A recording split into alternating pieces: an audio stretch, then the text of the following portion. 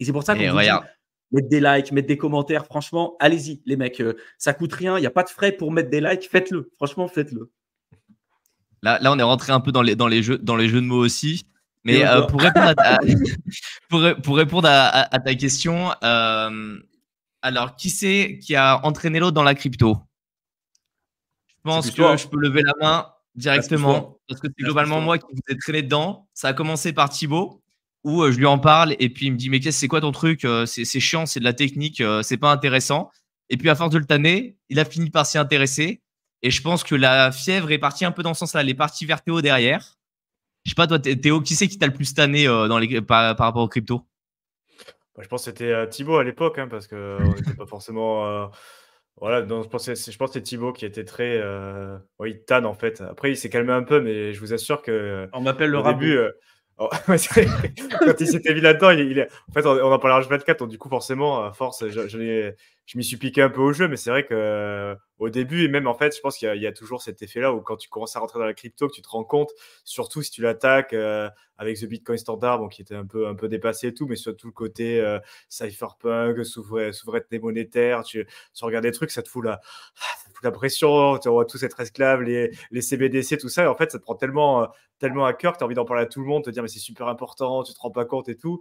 Et en fait, tu dégoûtes les gens. Donc, je pense au début, il y a eu une grosse partie, Thibaut, comme moi, après, un peu plus tard, tu en parles à tout le monde, à ta famille. Et en fait, les mecs, ils s'en foutent et ils ont pas envie d'apprendre et ça les intéresse pas. Et tu rentres dans la technique directe, tu ne te rends pas compte, la sécurité, machin. Et en fait, les gens, tu les étouffes direct. Donc au final, on adopte les couilles. Tu leur on approche une approche différente. Maintenant, on fait des formats longs pour ceux qui sont là, qui sont intéressés. Mais en final, dans la vie de tous les jours, on en parle quasiment même plus parce qu'au final, les gens qui sont pas intéressés, en plus, souvent, c'est pas intéressant pour personne, ni pour toi, ni pour la personne. Et c'est même parfois contre-productif. Donc, si les gens ils sont intéressés, ils viennent après, ils demandent et on peut avoir une discussion constructive. Mais on arrête de rentrer de but en blanc. Bonjour, quand tu t'appelles la crypto, bam. La Fed, le pivot. Non, mais en plus, c'est ça qui est très drôle parce que moi, t'entends, je vais voir d'autres expats et autres. Et quand ils te demandent ce que tu fais, tu dis, bah voilà, moi je suis dans la crypto et tout. Ah non, mais moi les cryptos, ça m'intéresse pas. Non, mais t'inquiète pas, je vais pas te saouler avec, promis, il n'y a pas de souci. Et pour la petite anecdote, moi, c'est un ami qui m'en a parlé à une conférence à 3 h du matin où on avait consommé une grande quantité d'un beuvrage qui est non autorisé sur YouTube et qui me dit, ah, mais l'Ether, tu verras, c'est de la balle, faut y aller, super intéressant. Entre deux challenges de cybersécurité. Et je m'y suis intéressé comme ça. Et en fait, c'est parti de là. Donc, vous voyez, si on remonte, il faudrait remonter jusqu'au patient zéro. Voir qui est la première personne comme ça dans toutes les communautés qui a vendu la mèche et de la manière dont il l'a vendue. Parce que moi, j'ai tanné Thibaut a tanné Théo a essayé de tanner tous ceux qui connaissaient autour de lui pour essayer de les embarquer dedans. Et après, c'est une boucle. Et je pense que si vous nous suivez aujourd'hui, vous avez dû faire pareil avec votre famille, avec vos amis et autres. Et je pense que vous êtes pris des bâches. C'est obligé, en fait. Bah, moi, le problème, c'est qu'aussi, dès qu'on me lance sur un sujet, je parle sur un truc et on me dit, t'essayes d'expliquer simplement en 2 minutes. Rapidement. Non, c'est le rapidement. Simplement ça, mais c'est le rapidement qui n'est pas intégrable. Rapidement en 2 minutes. Et en général, les 2 minutes, ça se transforme en 25 minutes. Le mec, déjà, il n'est plus là. Il est parti. Et moi, je lui gueule après parce qu'en plus, ça m'énervait quand j'expliquais quelque chose. Je prends mon temps, il me pose une question, je lui réponds, j'essaie de lui donner vraiment les informations. Et tu vois que le mec, il te regarde plus. Tu sais, son œil, tu fais le eye contact et d'un coup, il regarde un peu à côté. Tu sais que le mec, tu l'as perdu. Et là, tu dis, qu'est-ce que j'ai dit avant? Le mec, il te fait, je sais plus trop. Tu fais, attends, ça fait 20 minutes que je te parle. Ça fait 2 heures que je suis saoulé avec ton BTC, t'arrêtes là. Il y en a marre. Et en fait, les mecs, tu finis. Toi, ça t'énerve parce que le mec, tu te dis, il te respecte pas, mais parce qu'en fait, des fois, c'est pas le bon timing. En fait, il y a des gens, il faut qu'ils fassent leur chemin. Tiens, tu vas leur parler de quelque chose et tu vas leur faire passer à l'action. C'est ce que tu avais fait, toi, Théo, aussi, avec les gens de ta famille. Hein. Tu leur avais dit, est-ce que tu as créé ton compte sur Binance? Non. Bon, bah, je te dis pas un peu plus tant que tu n'as rien fait. Voilà. Je te parle même point, ça fait 3 ans. Tant que t'as pas fait un KYC. Ça fait 3 ans, ok. Si tu les pousses, vas-y, au final, tu les forces. Les mecs, ils font forcer, ok, vas-y, je vais le faire et tout. Est-ce que tu as fait l'étape suivante? Et en fait, après, tu t'arrêtes. Tu fais, bon, mais si tu décides de continuer, de faire ce que je t'ai dit, on continuera le truc. Mais au final, tant que tu t'es pas fait le minimum du minimum, on continue pas parce que ça sert à rien. Qu'est-ce qu'il faut que j'aille? Non, tu as fait tes autres. Non, et bien on continue pas. Tu l'as fait? Non, et bien on n'en parle pas. Non, c'est ça, ce que les gens. Non, mais c'est pas. Non, mais on parle, il n'y a pas de souci, tu vois, mais c'est. Au final, tu vois, c'est toujours pareil. Il y a des trucs à mettre en place petit à petit et tant que c'est pas fait, ça sert à rien d'aller plus loin. Ils connaissent même pas les bases. Je vais pas leur donner à gérer des trucs. Ils vont se ramasser. voilà, s'ils décident de par eux-mêmes de s'y intéresser, de se former, de mettre les choses en place, on avance. Tant que c'est pas fait, ça sert à rien. On perd du temps pour tout le monde et surtout le mien au final. Parce que chaque personne indépendante. Non, mais la personne elle perd du temps par rapport à ça. Mais moi, toutes les personnes qui m'expliquent autour de moi, qui me demandent des trucs, si je perds du temps à chaque fois parce que les personnes ne les mettent pas en place, donc tu te concentres avec celles qui veulent vraiment avancer. Voilà. Puis celles qui veulent plus tard, tant pis. Mais Erratic, Erratic qui dit et vos copines, ça les saoule pas les cryptos. Et quand la moula et pas quand la moula rentre, j'imagine, ça c'est clair. Hein, pour toutes les filles qui sont dans le chat, dites-nous en général. Quand on vous parle de techniques, d'investissement passif, les ETF, les machins, en général, c'est ça fait chier. Par contre, c'est quand qu'on part en vacances, quoi. Ça, il n'y a pas de problème. Ça marche bien. Je pense que de ce côté-là, j'ai tiré du coup un bon lot parce que j'en ai profité pour faire le tour du monde avec. Donc, ça me va bien, ouais. Théo, reste éveillé en Thaïlande. Tu sais pas sur quoi tu peux tomber. Et justement, derrière, il met vos copines thaïlandais. Il n'y a pas le E derrière, donc ça parle de Katoy. Ça y est, on a déjà atteint le stade ultime de. C'est à chaque fois Martin. Hein. C'est à chaque fois Martin. Oui. Il nous lance sur des très bons sujets. C'est pour ça que j'aime beaucoup l'avoir en chat. Attends, parce que justement, on n'avait même pas fini de répondre à la première question que j'avais mis en avant. Après, on parle de vos vacances chimiques. Je pense qu'on peut commencer à aborder doucement le sujet parce que j'ai vu qu'il y avait des commentaires sur où est-ce qu'on va aller en Thaïlande et autres. Moi, pour info, j'habite sur Chiang Mai, dans le nord de la Thaïlande. C'est à peu près à 1h15 de vol de Bangkok. Donc, on va rester un petit peu de temps là-bas, sur la partie Niman, qui est une partie où il y a pas mal d'expats, où il y a pas mal de bars, pas mal de choses à faire et à voir. Et après, on va être dans la partie sud pour aller faire un petit peu tout ce qui est du snorkeling, aller se balader un peu sur la plage. Et là, on va aller côté justement Krabi, côté Koh Lanta et autres, pour aller en profiter un petit peu. Donc, voilà un petit peu le programme. On a loué 2 belles villas. Donc, on vous fera un peu des photos, des stories. On va essayer de faire un live. Je vais essayer de déplacer, moi, le matos que j'ai entre mon appart et là-bas. Alors, c'est pas très pratique avec un scooter d'avoir des spots qui sont larges comme ça, le trépied de la caméra et tout. Donc, je vais voir ce que je vais pouvoir embarquer. Mais le programme, globalement, c'est de se balader, de visiter des temples, d'aller faire un peu 2-3 soirées, de profiter un peu des gens qui sont sur place aussi et de pouvoir échanger, de pouvoir se retrouver un petit peu. Mais comme on n'habite pas du tout dans les mêmes zones, ça permet de pouvoir se revoir un peu de temps en temps. C'est cool.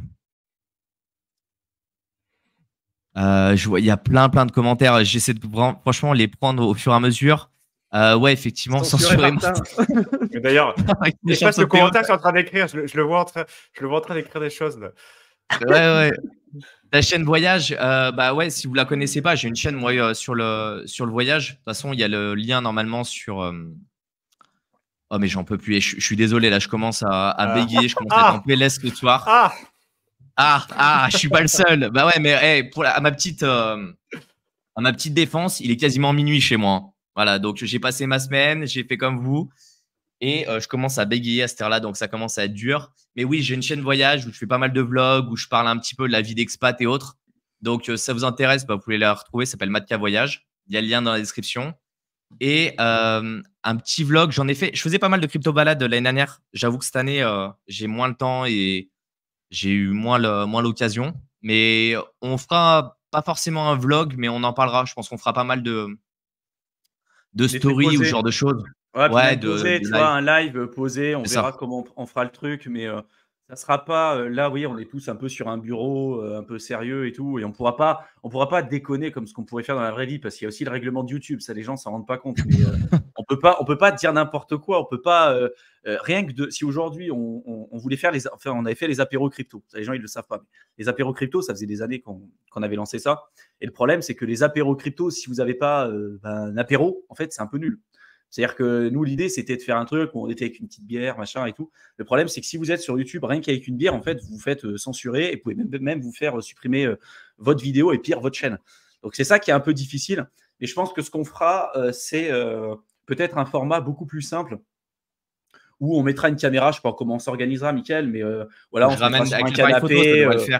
Voilà, si je prends le trépied, l'appareil photo, on devrait le pouvoir. Après, à Koh Lanta, ça va être compliqué, mais sur Chiang Mai, je pense qu'on peut arriver à ramener un peu de matos. Et l'idée, c'est de parler. Et après, sur Koh Lanta, on se démerdera. On posera l'appareil photo un peu à l'arrache. Et puis, vous ne nous aurez pas en gros plan comme ça. Ouais, on trouvera. C'est cool, effectivement, de voir que vous avez tout type d'âge sur la chaîne et vous nous suivez.